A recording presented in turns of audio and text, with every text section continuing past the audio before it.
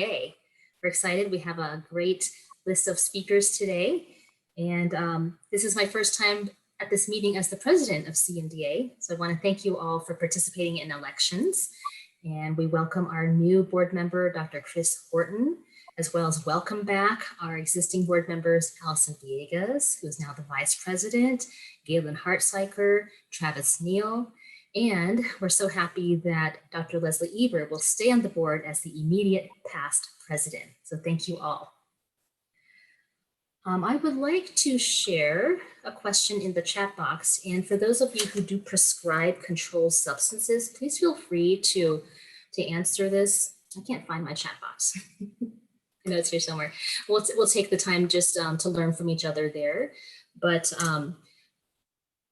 if we have time at the end of the meeting, we can come back to it and discuss it. But why don't we go ahead and start with our first presentation today. We're very pleased to have members of the CDPHE COVID-19 Medical Guidance Unit here. We have Brynn Berger, epidemiologist, and Dr. Diane Tapay. But why don't you guys go ahead and introduce yourself, and we welcome your presentation. All right, so I'm Diane Tapay. I am a physician with CDPHE with the Medical Guidance Unit for COVID-19, and I have Brynn Berger with me here today, and I'll let her introduce herself while I get our slides up. Hi, I'm Brynn Berger. I'm an epidemiologist and the manager of our acute response unit within our COVID-19 Outbreak Fusion Center at CDPHE. So we were asked to join you guys today just to kind of review some stuff about the Delta variant in Colorado. So there are a number of nomenclatures floating around right now, but the 1.617.2 is the Delta variant. So just some quick characteristics. First, the Delta variant has been shown to have some increased transmissibility compared to the Alpha variant, which is the 117 variant that was first identified in the UK back in around December. So most of the studies are showing us that it's about 50% more transmissible than the Alpha variant. Some studies are saying up to 60% more transmissible. We have seen a substantially higher growth rate for Delta variant cases compared to other variants in India. That information came from the WHO.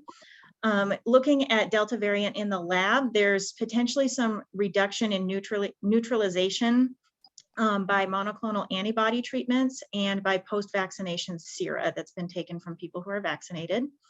And potentially Delta variant has some increased severity, including increased hospitalization rates compared to the Alpha variant. That's information coming out of the UK. Most of our studies for the Delta variant are coming from the UK because they're about a month or 6 weeks ahead of the United States on dealing with the Delta variant.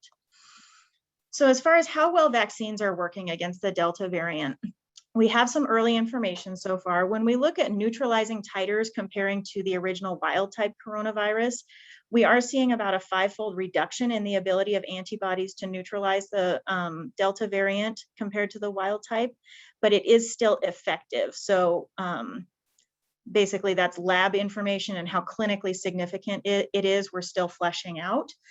Information we're getting out of the UK for the Pfizer vaccine, which is 93% effective about for the Alpha variant, the 117.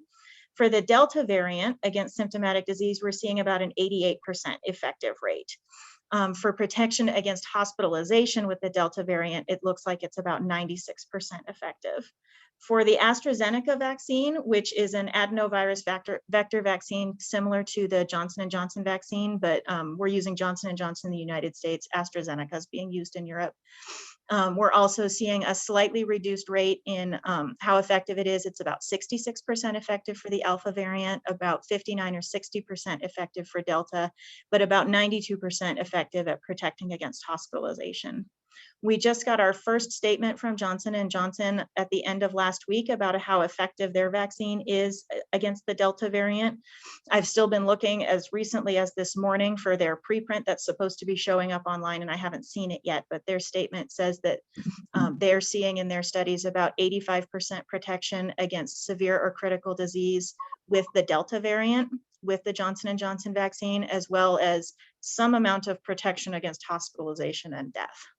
So overall, in the lab, the antibodies look like they're less effective compared to the wild type and other variants, but it's unclear yet how that's going to correlate with actual vaccine effectiveness. So it looks like we're seeing a little bit of decrease in vaccine effectiveness, but overall still very good protection with the vaccines we have available so far. And the other thing to note is that for the vaccines that are a 2-dose series like Pfizer, Moderna, and AstraZeneca, we're seeing a much bigger gap in how well they protect against the Delta variant versus other variants with just 1 dose. Once you get the full vaccination dose, the protection does look to be very good.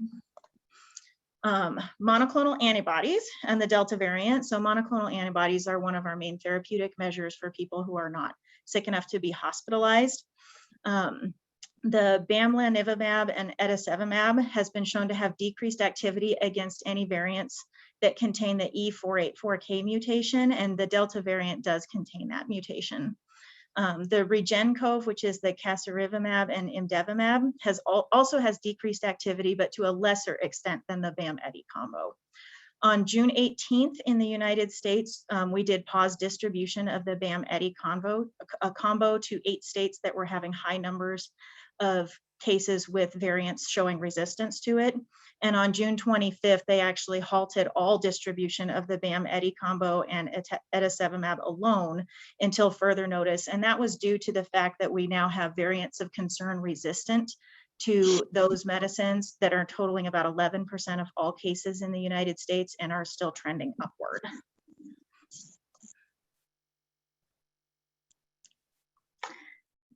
All right, so we'll switch gears and I'll give a very high level epi overview of Delta variant in Colorado.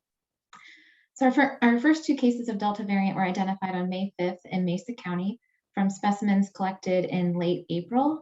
And both of these cases were connected to a school outbreak. And Mesa County actually had a number of school outbreaks at this time in which Delta variant ended up being identified. As of late last week, Colorado has identified 1,188 cases with Delta variant, including 2 Delta Plus cases. And Delta Plus is the Delta lineage with an additional mutation that is believed to confer even further resistance to some of these monoclonal antibody therapies above and beyond regular Delta. These nearly 1,200 cases have been identified in 39 Colorado counties, with the majority being in Mesa County, 42% of cases being located there, 21% in El Paso County, and then Garfield and Moffett with smaller proportions. Next slide, please. CDPHE lab has been doing some phylogenetic analyses, and this is a very busy slide, but the point is just to say that there is some clustering specific to Mesa County and specific to El Paso County that indicates that the variant wasn't introduced in Mesa County and then spread across the state. It's more likely that we've had multiple introductions of the Delta variant within Colorado. Next slide, please. This slide shows our statewide variant and sentinel surveillance data. So these are not all variant cases in Colorado. These are specimens specifically submitted for variant sentinel surveillance. And you can see the dark blue bar that represents B117 or the alpha variant. And the alpha variant was the dominant variant in Colorado from about mid-March through May. And then if you see this kind of grayish, bluish, greenish bar that represents the Delta variant appearing here in mid to late April, and then becoming an increasing proportion of our sentinel surveillance specimens. And as of the most recent 2 weeks, about 75% of these specimens have had Delta variant identified. There is a time lag between when a specimen is collected, shown here, and when it's sequenced. So there is a bit of a delay in sequencing data. Next slide, please. This slide shows the number of Delta cases over time by collection date. The top figure is Colorado in general, excluding Mesa and El Paso counties, and then Mesa and El Paso specifically toward the bottom of the slide. And this just shows that the number of cases of Delta variant is increasing over time, statewide and in Mesa and El Paso specifically, though in El Paso to a lesser extent compared to Mesa. And again, we have this lag in sequencing data. So the decrease that you see, or apparent decrease you see at later times, is likely not real. It's just a delay in getting sequencing data. Next slide, please. If we kind of back out a little bit and look at all Colorado COVID-19 cases, not just Delta cases, at the top we have Colorado, excluding Mesa and El Paso counties by report week. We see that we had an increase in COVID-19 cases being reported in April with this nice decline into May and June. And El Paso has seen a similar pattern.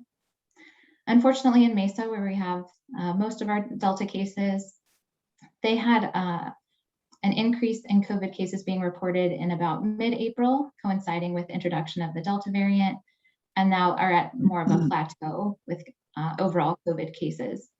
So unfortunately, not seeing the same decreases that we're seeing in other places in the state. Next slide, please. This table shows some demographic and clinical characteristics for all COVID cases in Colorado, excluding Mesa County, since there's a lot of Delta there. And then on the right side, we have Delta cases specifically in Colorado, excluding Mesa County, and in Mesa County alone. And this is for the time period from April through late June or early July. And as far as age and sex go, there are not many differences between Delta cases and all other COVID-19 cases in Colorado so far. But when we look at hospitalizations, so in Colorado alone, for all COVID-19 cases, Colorado excluding Mesa County, about 6% of cases in this time period have been hospitalized. If we look at Delta cases alone, so the far to right columns, in Mesa County, about 9% of all Delta cases have been hospitalized, and in the rest of Colorado, about 11% have been hospitalized. So higher proportions being hospitalized among Delta cases. In the next row, if we look at deaths, so for all COVID cases in Colorado, excluding Mesa, less than 1% of cases in this time period died. But among Delta cases in Mesa County, 1.7% died and 2.3% died in the remainder of Colorado. We have not yet identified Delta variant among any reinfection cases in Colorado. However, we have seen several vaccine breakthrough cases. So in Colorado in general, excluding Mesa, about 4% of cases during this time period were vaccine breakthrough cases. And we define that as confirmation of SARS-CoV-2 at least 2 weeks after completion of any COVID-19 vaccine series. If we look at Delta, specifically, we're seeing vaccine breakthrough proportions more in the range of 10 to 11%. So in Colorado, more hospitalizations, potentially more deaths, and more vaccine breakthrough among Delta cases compared to other cases in Colorado. Next slide, please. This slide shows county level 14-day COVID-19 case rates on the y-axis and how that correlates with the up-to-date vaccination rate by county on the x-axis. So you can see Mesa County is the outlier up at the top, and compared to counties with similar vaccination rates like Delta, Montrose, El Paso, Morgan, kind of on the lower end of vaccination rates by county. Mesa has a much higher than expected COVID-19 case rate compared to counties with similar vaccination rates. Next slide, please. And this slide is similar to the last, except on the y-axis is the COVID-19 hospitalization rate rather than just the general case rate. And here Delta County is the serious outlier, so we're keeping an eye on Delta County. But Mesa, again, here compared to other counties with similar vaccination rates, has a higher hospitalization rate, 14-day COVID-19 hospitalization rate compared to some of those other counties. Next slide, please. This slide shows the daily hospital admissions in Mesa County. So coinciding with introduction of the Delta variant, we saw increases in daily hospital admissions, which hopefully are leveling off or perhaps decreasing in more recent weeks. Next slide, please. And then this slide shows adult and pediatric ventilator use in Mesa County. And again, coinciding with introduction of the Delta variant, seeing the highest ventilator use in Mesa County throughout for any period in the pandemic. Oh, sorry, was there okay. All right, and then next slide, please, Diana. And this is similar data for El Paso County. So along with, at the same time that that Delta variant was introduced, a bit of a bump in hospital admissions, but much more of a decrease than we have seen so far in Mesa County. And next slide, please, Diana. And then ventilator use also peaked, but not as severely as in Mesa County, which continues to climb. And so that's all the slides I have. We've at CDPHE have our infection prevention team has put out some enhanced infection prevention precautions for long-term care facilities because of some of the outbreaks we've seen, and knowing that some of the severe outcomes that are possible with Delta variant. I have a couple questions. Sure. The first one is the ventilator use charts you showed. Is that all ventilator use or just COVID ventilator use? It is all ventilator use. And the other question is, huh?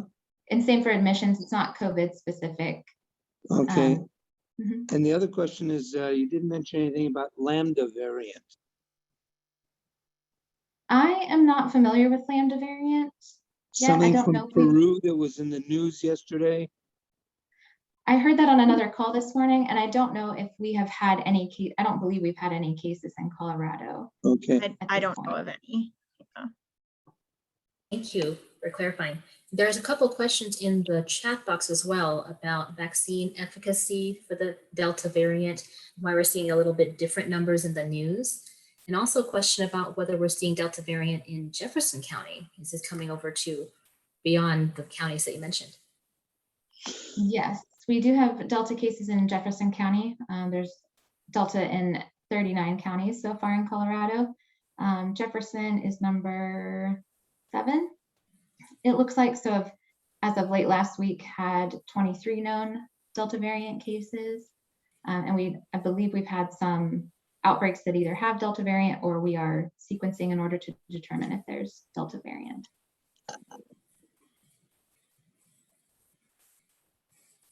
And then as far as addressing the vaccine stuff, what we have on the slide is kind of a conglomerate. We put everything together that we've been finding as studies have been rolling out. And what I can do for you guys is give some kind of specific broken down information from a few of the top studies of what numbers came from where, and I can get that emailed to your leaders for this meeting to get distributed to you guys. I can get that done in a day or so. We'd really appreciate that. Thank you.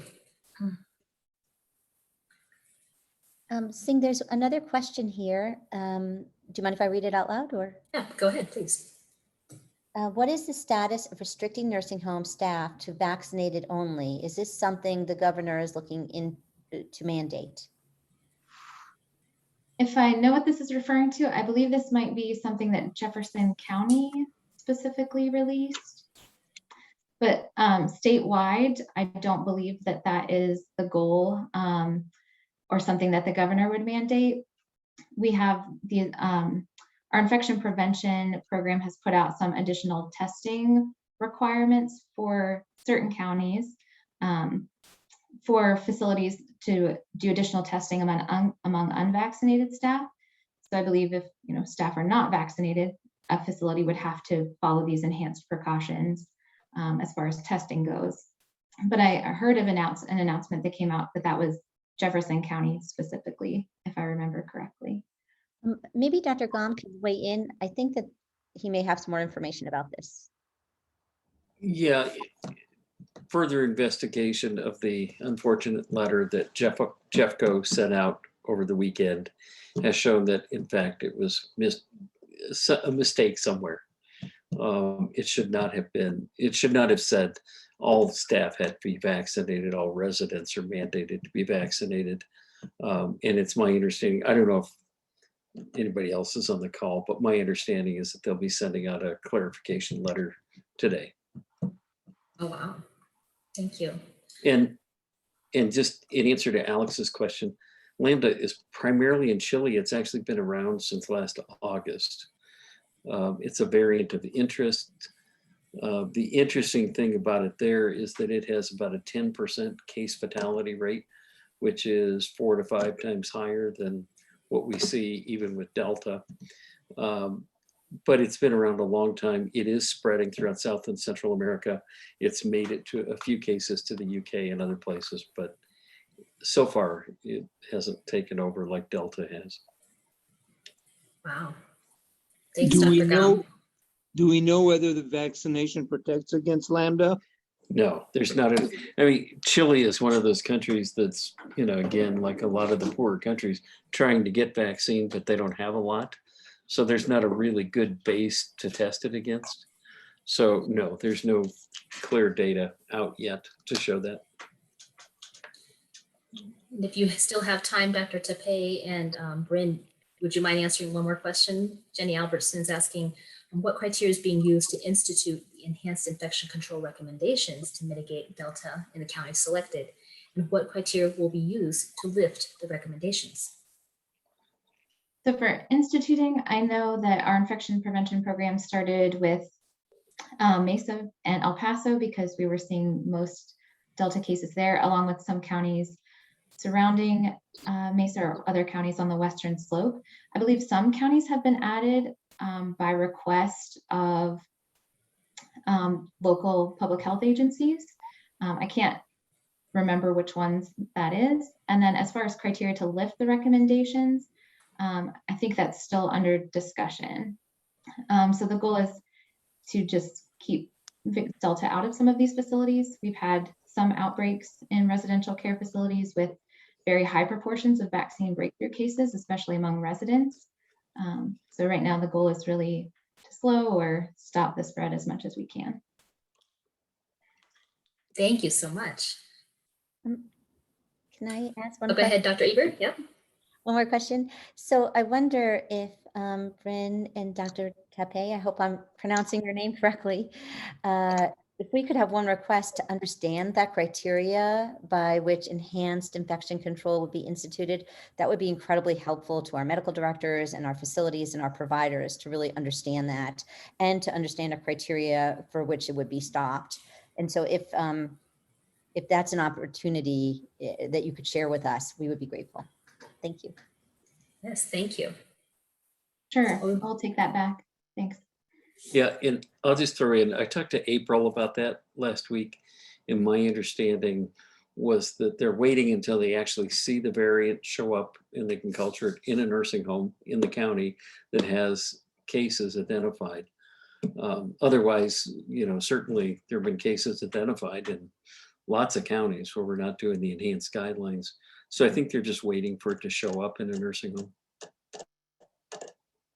Can I, Leslie, can I just ask, since we have Brynn and Ms. Berger and Dr. Tapay on the phone, I just wanted to put this on your radar that, so I'm Christine Larocca, I'm with Telegen, which is the quality improvement organization under contract with CMS, and we get asked to provide outreach to homes that are having an outbreak in 4 different states. So this isn't limited to Colorado, but when we provide our outreach, it's nursing homes can voluntarily accept or decline, and it could include either a virtual or an on-site visit.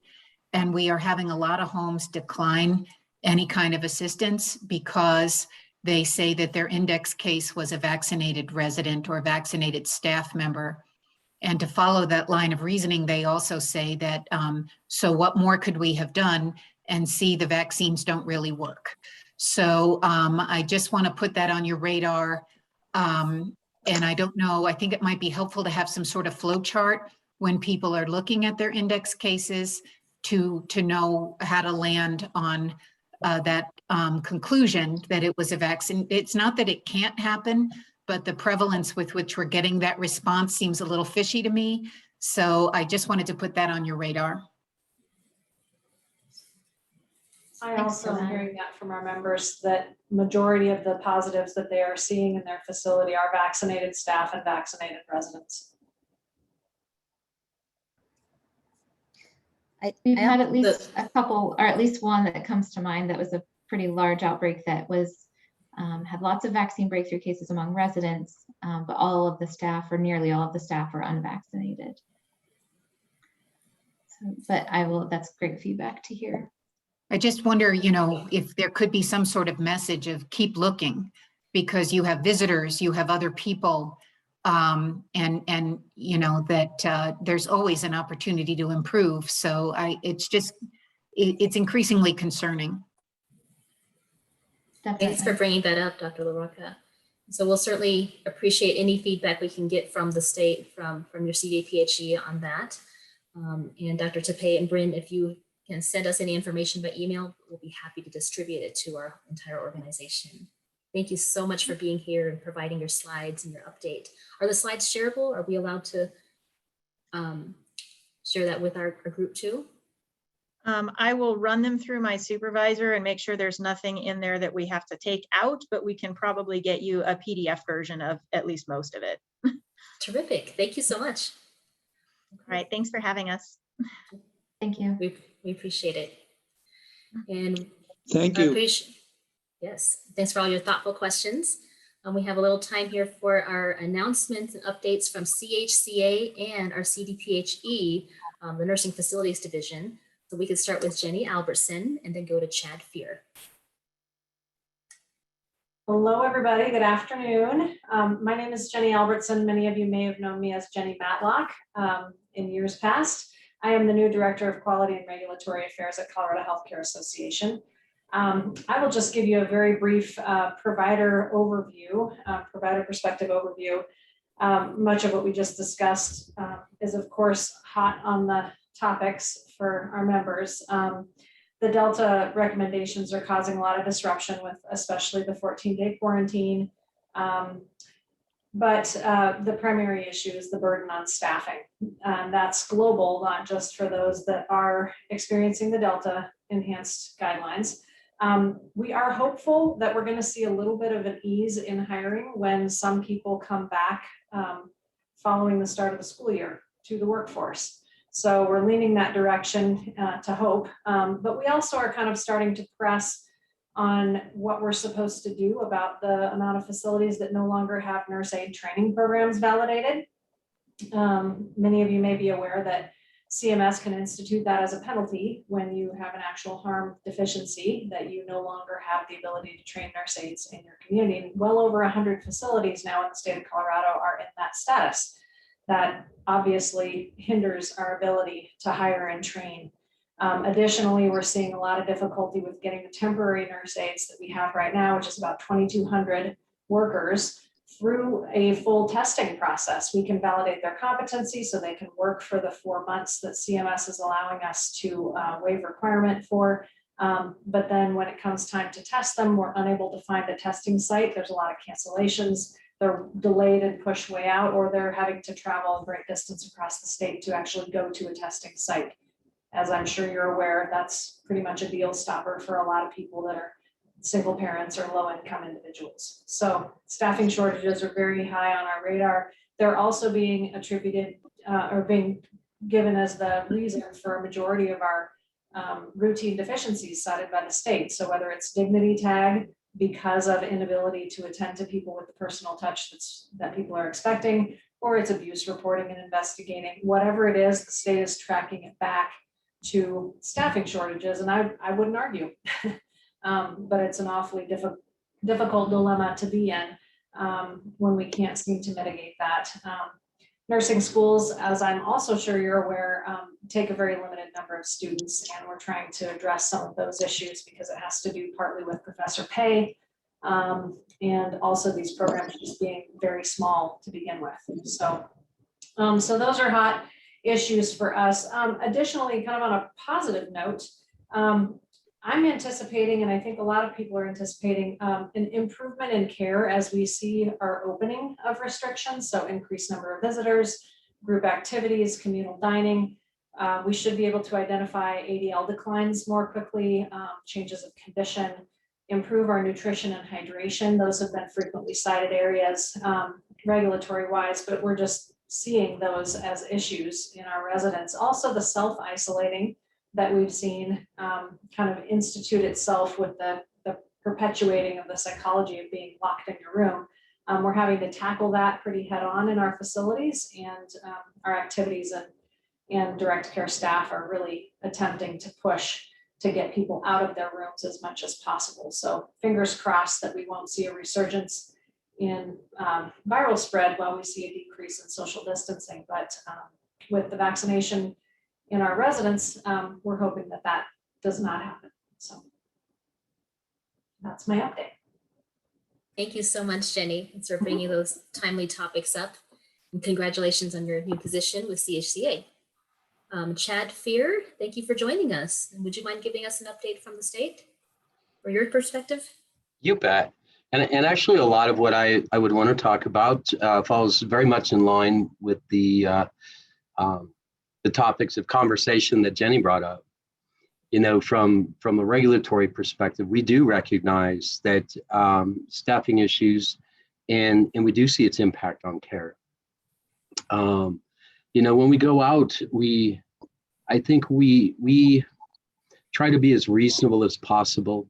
I would believe that we are compassionate for the situation that facilities are in, and getting staffed, trained, and deployed, and you know, making sure that those staff that are deployed are capable of providing the care for, you know, based on those individual needs.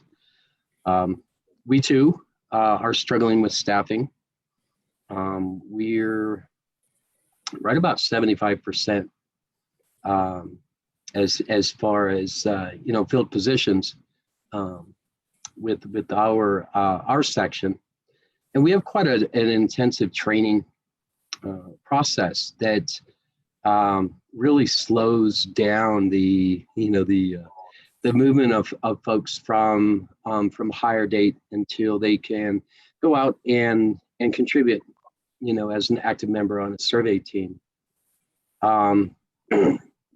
You know, I think part of, and I know Joe Tansey and I have had multiple conversations about our approach in moving forward, and it's something that I like to refer to as broad strokes. I think that it's important that we make sure that those areas that have the greatest likelihood, or a possibility, I should say, of leading to harm or affecting resident care significantly, those are the things that we want to give attention to.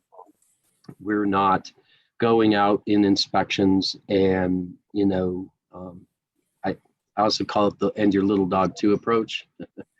And, you know, so we don't want to be nitpicky. We want to capture the big picture things, because those things have the greatest effect, I think, on resident conditions and, you know, and resident care.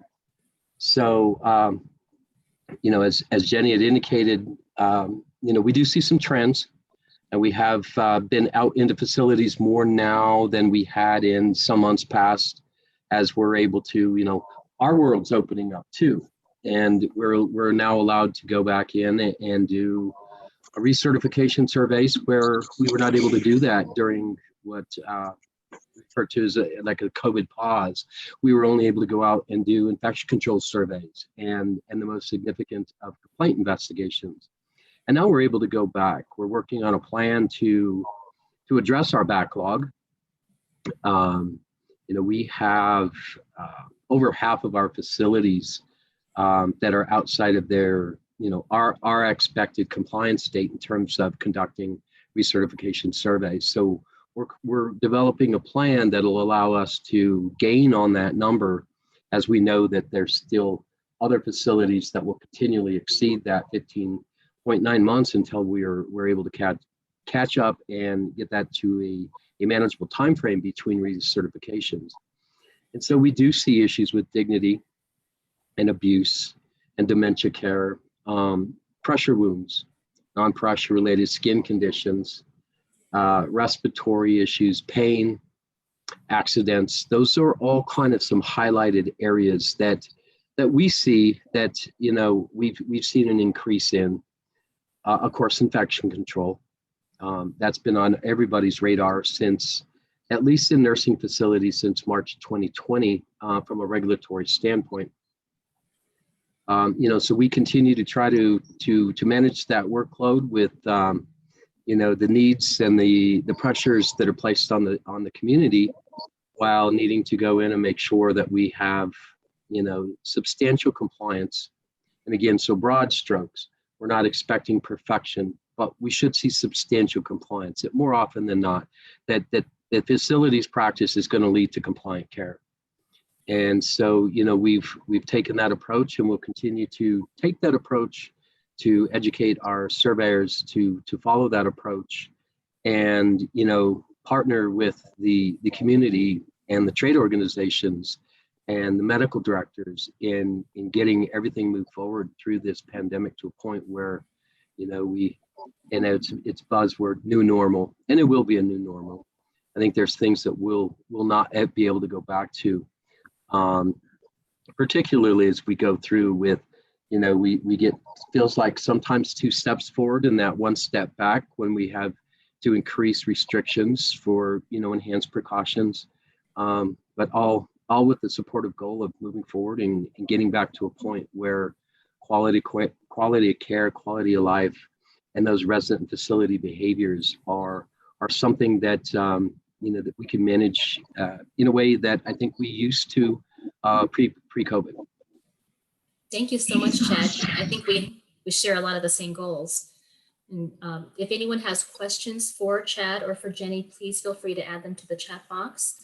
And I would like to invite Adriann to go ahead and share your slides. We always appreciate every month our updates and words of wisdom too from CDPHE and from CHCA. Thank you so much for your updates.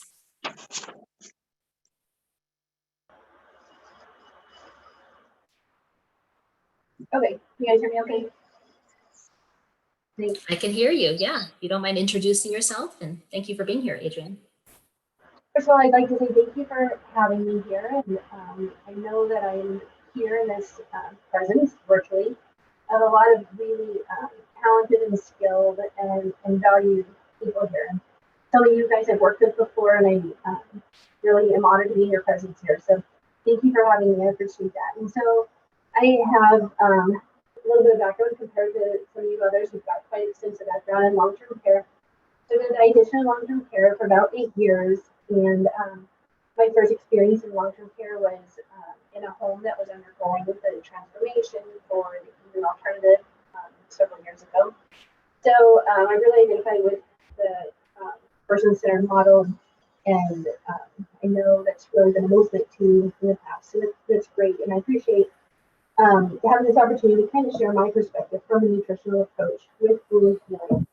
And so if there's any questions, feel free to let Dr. know afterwards, and I can follow up more in the picture. But for time's sake, I'll try and go through these slides relatively quickly as I can. Adriann, So, we seem to be getting some feedback or some echo or garbled sound now. I don't know if there's any other option you have for a mic. Sure. Just a moment, I can try to call in. Okay, I apologize. It was okay when you talked before. Okay, just 1 second, sorry. Yeah. And if you'd like to, I can go ahead and place a link to the first handout that you were going to share. I could go ahead and do that, put that in the chat box. And this is a handout that Adriann is providing to us from one of the articles that she's mentioning in her presentation.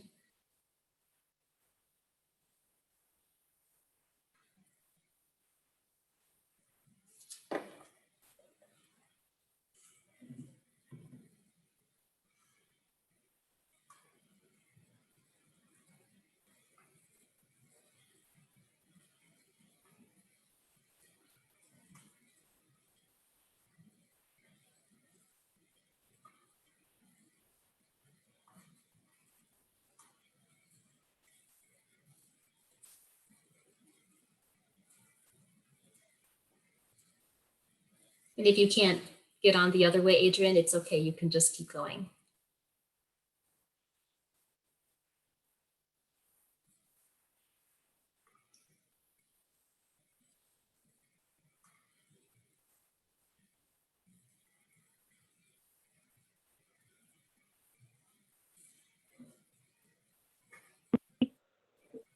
Hello? Sorry about that. Oh, I hear you. Okay, so 1 second, sorry. Okay, so going forward, focusing on the hidden challenges of wound care and long-term care facilities, as this is something I'm sure we are all familiar with. Some of the challenges that are posed to us when having multidisciplinary members involved in the wound healing process. So first and foremost, of course, we recognize it's important to try and avoid wounds as best we can from developing through prevention. However, this is not always possible, and oftentimes residents are admitted to us from the hospital with wounds that long-term care facilities now are responsible to help with the healing process. Some of the prevention of these kind of wounds are not something that we could have had anything to do with helping with. But with this area of focus, it's also imperative to identify and begin treating and healing these wounds as soon as possible. In order to do this efficiently and effectively, it's essential to include an interdisciplinary care team in the healing process. So I just wanted to bring this up. I'm not sure, probably some of you are familiar with these kind of new guidelines that have came out. When I say new, they're from 2019, but newer guidelines. So here's some of the resources, and here's the website I've got up on the screen. And on this website, there's a lot of free downloads that could be helpful. Some of these are better for suiting like the CNA and caregivers who can help with just learning about the wound process and about the different kind of materials that are being provided to help with that, how to clean them and care for them. There's also some downloads that are free about nutrition and wound healing. So this book is available in both printout form, old-fashioned book, as well as electronic version. So there's some resources there. I'm not sure if they could be considered for helpful. Adriann, So did you want to going share forward, your slides? Right now I'm sharing them. Oh, okay, yeah.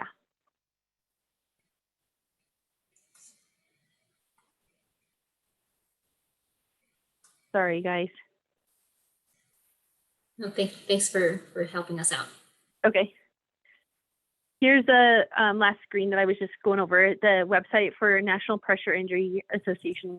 And then next, for factors affecting patients with wounds, there's several different things that I'm sure we have all heard about and discussed when we are seeing a patient, measuring the wounds, reviewing the notes, and seeing the different depths and changes along the way.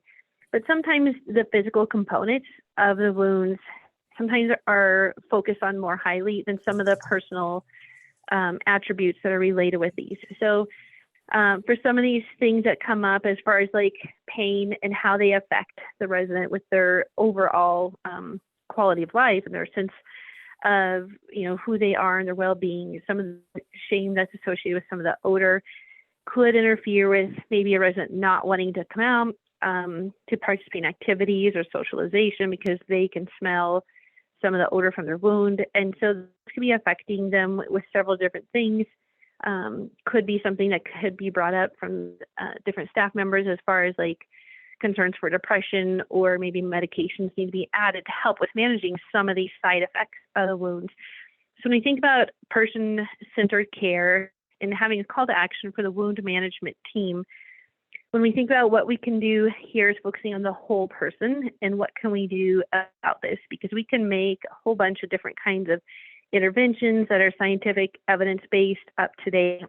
But if we're not considering the individual person and how can we apply these, it's not always, you know, working so well, as I'm sure you guys have seen. So when we think about what should the patients expect from their treatment, as always, it's trying to be treating them with dignity.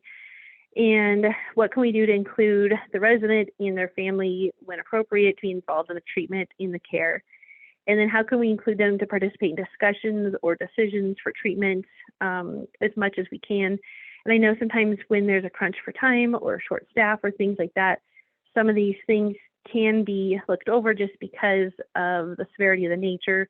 Maybe if different homes have a wound care nurse that comes like only once a week or something like that, and so time is of the essence, you know, and trying to get through wound rounds as quickly as possible, make decisions, put in a new treatment plan. So sometimes those are things that might get overlooked when in a hurry, and it's not intentional also. So we're here for the next slide. For wound care, sometimes they focus on the hole in the patient as opposed to the wound management focusing on the whole patient.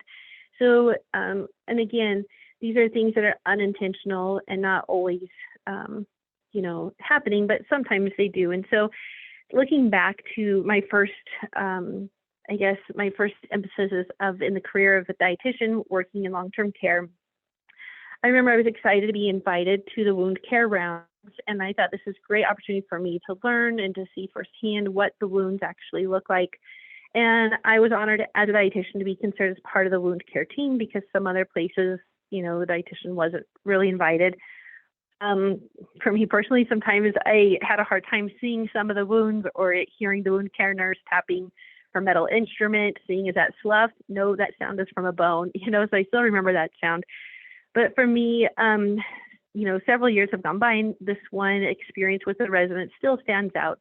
And so from my perspective, as just being like ancillary staff, going around on the wound care team as we would, do this early in the morning, the CNAs are being busy, getting other residents dressed and up, ready, for breakfast or things like that. But when we had the list of the residents with wounds, we gave them, they had to hurry and focus on those residents, getting them changed, getting them cleaned and ready for us to walk in. So, we go and get ready to go in the resident's room. We open the door, their whole backside is exposed to us. The whole team comes in, frequently wounds are on their bottom. And, I just kind of felt like this is sometimes, kind of an inhumane sort of experience. I felt bad for them, but so we tried as best we could, to talk with them through the process of what we're doing, what we're measuring, why we're all here to see them with their bottom exposed like that. But in one other instance is a lady by the name of Thelma.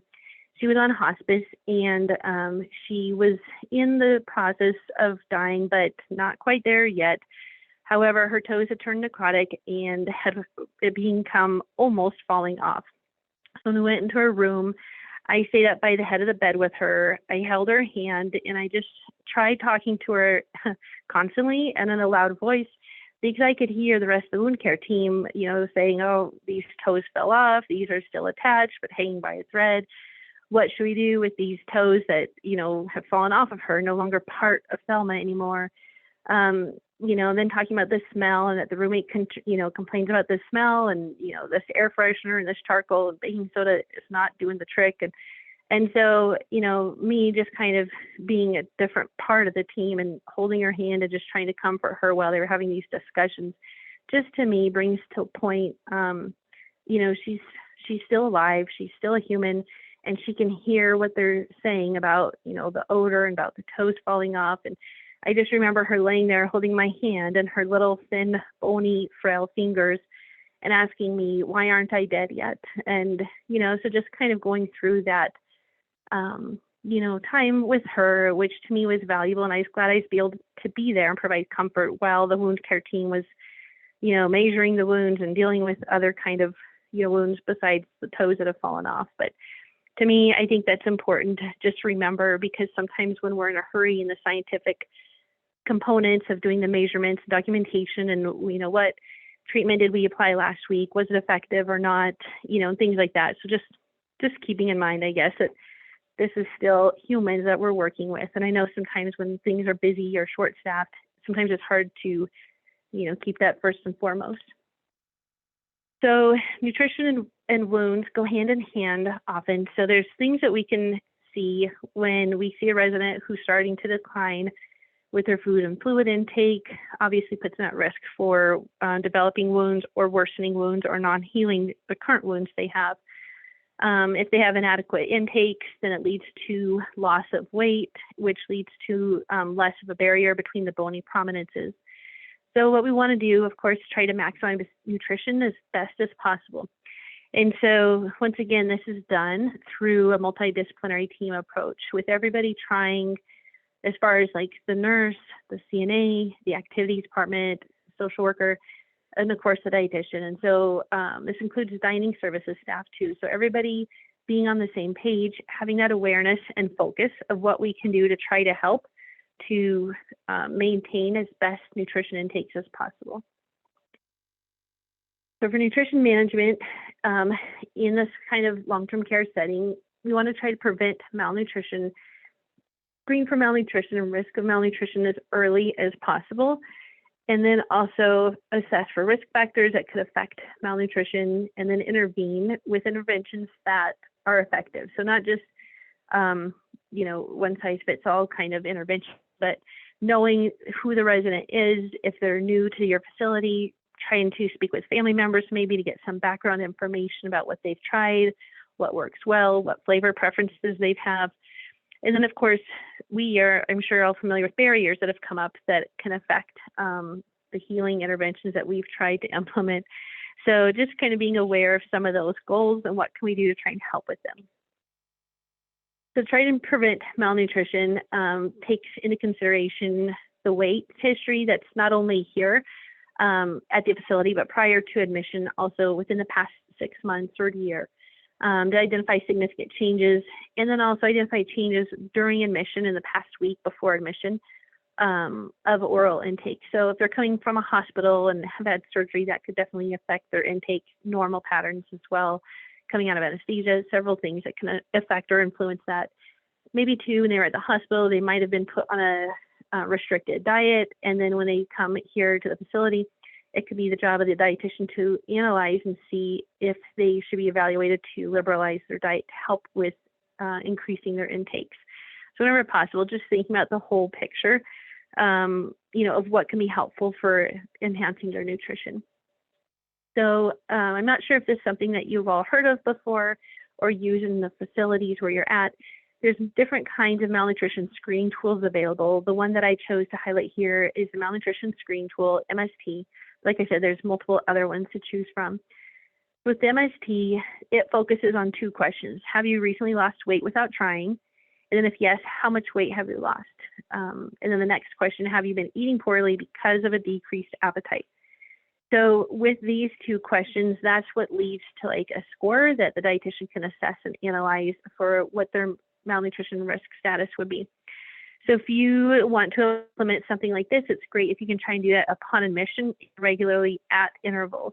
So there's been several studies that have been shown the associations between declining nutrition status and residents that are at risk for pressural injuries. Here with this kind of like malnutrition screening tool just on a piece of paper, it kind of is easier to see because once it's implemented into the electronic health record system, sometimes you don't see all the background information. But so if somebody's lost weight without trying, and then here's where you can see that gives them a score. If yes, how much weight have you lost? And then you can guess about how much weight, and then use your resident to help interview and answer the question, or family members, or any kind of electronic health records that are possible that have come from the hospital. So if the resident gets a score of 2, then automatically it's sent to the dietitian for malnutrition referral. However, we can see here, if you've lost weight without trying and how much, unsure, it gives them a 2 automatically. So when this kind of a tool is implemented or being used, it's really helpful to educate anybody who's asking these questions. Try their best not to just say unsure, because that automatically gives them a 2. So how can we kind of better guide the resident or family with this?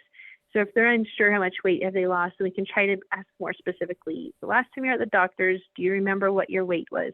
Or how are your pants fitting? Are they feeling about the same, or are they looser than before? And let's kind of estimate, kind of a number this way. So that kind of helps to more accurately determine about how much weight has been lost.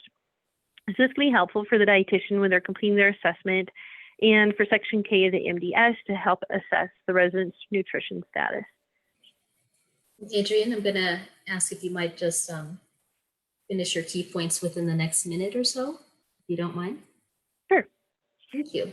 So going forward, here's the information on these slides that, sorry for time-wise, you guys can review and have access to them. That gives over more specific details about the malnutrition criteria and the importance of the role for the dietitian being included perhaps in the admission process and being kept up to date within hopefully the first 24 hours to complete the malnutrition screening tool, or nutrition assessment within 72 hours for the PDPM reimbursement. That can also help a lot. I know albumin and prealbumin is a topic of discussion that's kind of been of interest over the years, and there's been some things that have changed with that. So I'll just quickly just add to this that albumin and prealbumin are not factors that can help to determine criteria for meeting malnutrition. But I can include that information later that Dr. Pallett can send out to get more information there. And then real quick about nutrition supplements, we all know they are expensive for both residents to get there at the facility as well as at home. The NP-IAP guidelines have been updated for 2019. And so now going forward, they recommend nutrition wound healing modular for stage 2 or worse pressure injuries.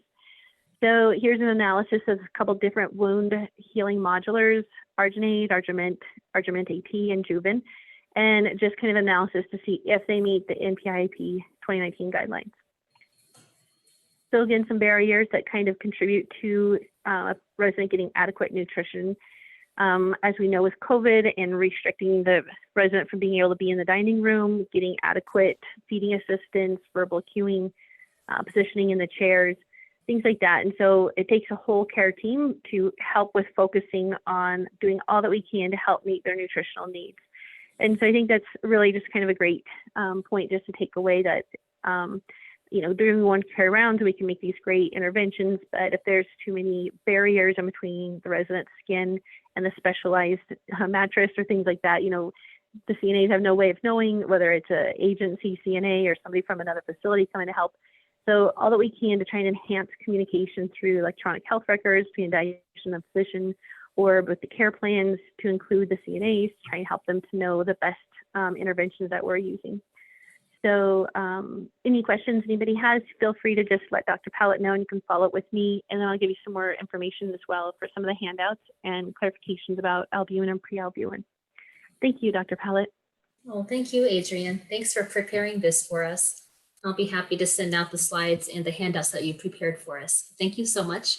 And thanks for being flexible. I'm sorry about the sound issues. We do. Thank you. Yeah, thank you so much. We do have one more presentation, and if we don't have enough time to fully cover it, we can certainly bring it back next month.